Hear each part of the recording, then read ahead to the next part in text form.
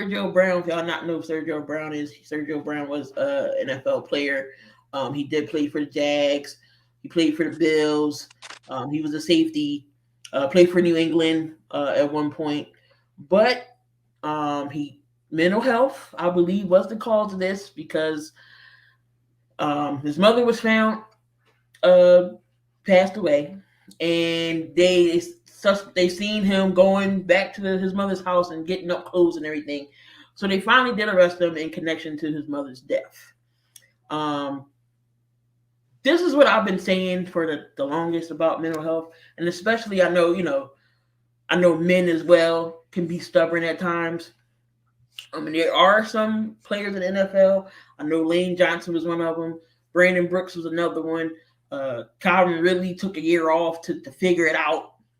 Um, Lane Johnson, he's admitted, to his depression and anxiety. Um, Brandon Brooks has not played in the game because he wasn't there. And he said, he said, I can't be on the field with my guys if I'm not there. So mental health is a serious issue. We already know we got CTE going around. You can't really fully get diagnosed until you pass away, unfortunately. But there are signs, and Antonio Brown is one of them. I'm convinced. I'm convinced that Antonio Brown has CTE because if you look at the beginning of his career, just look how he talks. Look how he talks, and look at now. It completely changed after Montez Burfict cracked him. It could be completely changed.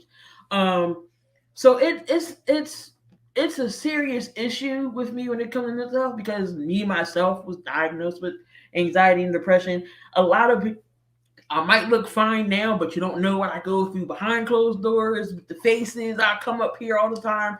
You don't know what people are going through. So I've said this and I know it's really hard to be a professional athlete. I know it's serious. You got to keep up with the team, the media, your persona, everything, and I get it. Every professional, whether it's the MLB, NBA, NHL, NFL, should be mandatory for them to talk to a therapist at least once a month. Once a month. Because that way, then you can see what their feelings, maybe you can catch it. Something. Everybody should be required to see a therapist once a month to make sure they're good. Because if your mental ain't right, something can go off the deep end. Harrison, what's his name? Minnesota. Everson Griffin. Mm-hmm. He had signs of it. Not saying Chandler Jones had issues. Richard Sherman even had. We was like, what's going on with Sherman?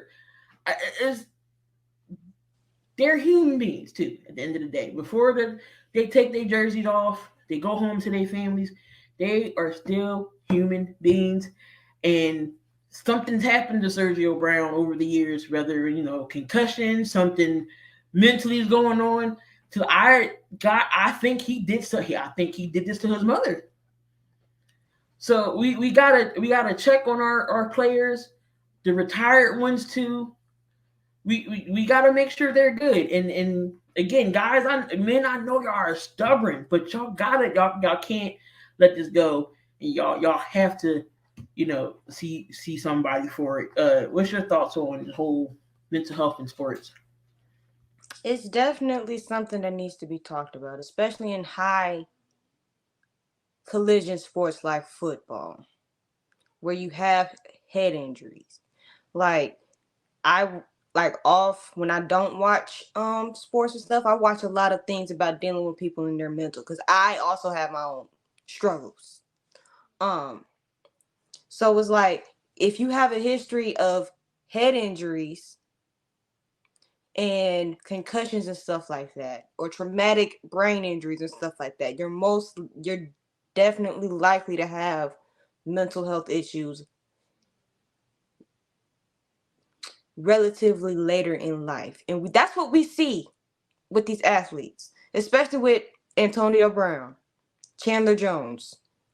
Because after what Chandler Jones, some of the stuff that he said, he was going off on tangents about people and doing things to other people and all this other stuff. And Mark Davis this, and he was held without knowing and whatnot. I'm like, they probably 5150 them. Because he's been going on social media acting a fool. If you don't know what a 5150 is, it's 3-day involuntary hold. I was about to say But it's a 302 up here. 302. We all know what that means, and no, it's not Delaware's area code. so it's like in this case, it's very sad to see because the way that it looks like he murdered his mama. And because what we know is he was also on Instagram Live mumbling about fake news. Even when they arrested him because he was in Mexico and they had to extradite him. And when they arrested him, he was causing a mess on the plane. So yes, something clearly isn't right. And I just wish, I really hate that some men are very stubborn about talking about their mental health, because quit holding that in.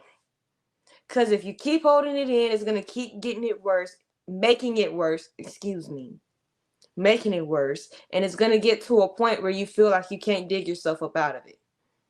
And then when you snap, it's like, we all see it now. But just don't hold stuff in. I just hate it that they're so stubborn, personally. But the athletes, they are getting better at speaking out. And that I applaud, because that do take courage. It takes a lot of courage to speak about what you're struggling with. But it is something that we need to take more serious in sports. I know we talk about people being soft, but there's a difference between being soft and genuinely having mental health issues that lead to things like what Mr. Sergio is alleged to have done to his mom. So yeah, it's a definite conversation that doesn't need to stop. That was a society issue. It wasn't seen as masculine to express feelings, but it is definitely changing. No, I totally get that because oh, it's not good to see a man cry and all this other stuff. Like I don't like that. I mean, again, we are human. We are humans at the end of the day, and it's okay to cry and let your emotions out and tell somebody. I'd rather tell somebody what I'm feeling, keep it balled up, and go out there and do something dumb. Rather hurt myself, hurt somebody else. It, but I applaud the ones who came forward about it, to get to get their mind right and get some help, because once you do talk to somebody, you feel so much better, and nobody's going to judge you. We're not going to judge you. The therapist, the psychologist, they're not there to judge you. They're there to help you. And I know maybe people feel like they're there to judge you, but they're not. They're not. So it's okay if you gotta, take some type of meds, a mood stabilizer or whatever. Because that was my issue. That's why I don't want to talk to nobody, because I don't want to be no pills. But once, I started talking, and okay, maybe I did take a pill or two. You know what? I was a lot calmer. Like, you think so much clearly. It's crazy. So I do applaud the athletes who are coming forward with this, to saying, hey, I have an issue, I need to step away, or I need to talk to somebody, and don't be afraid to. So yeah, I do applaud those players. I understand how hard definitely that it can be. But mental health is still a serious issue, regardless, throughout the world, not just in the professional sports world, just in the world in general. But again, check on the retired players, the ones that had the head trauma. Check on them. Junior Seau, I think, again, we all know he had the CTE after he was gone. He had showed some of his signs. Warren Sapp even came out and said he thinks he got some symptoms, because he said he went somewhere and could not remember where he was at or why he was gone. So I mean, definitely get that. And it's scary when you're aware of yourself changing, because I've been there. That's definitely scary.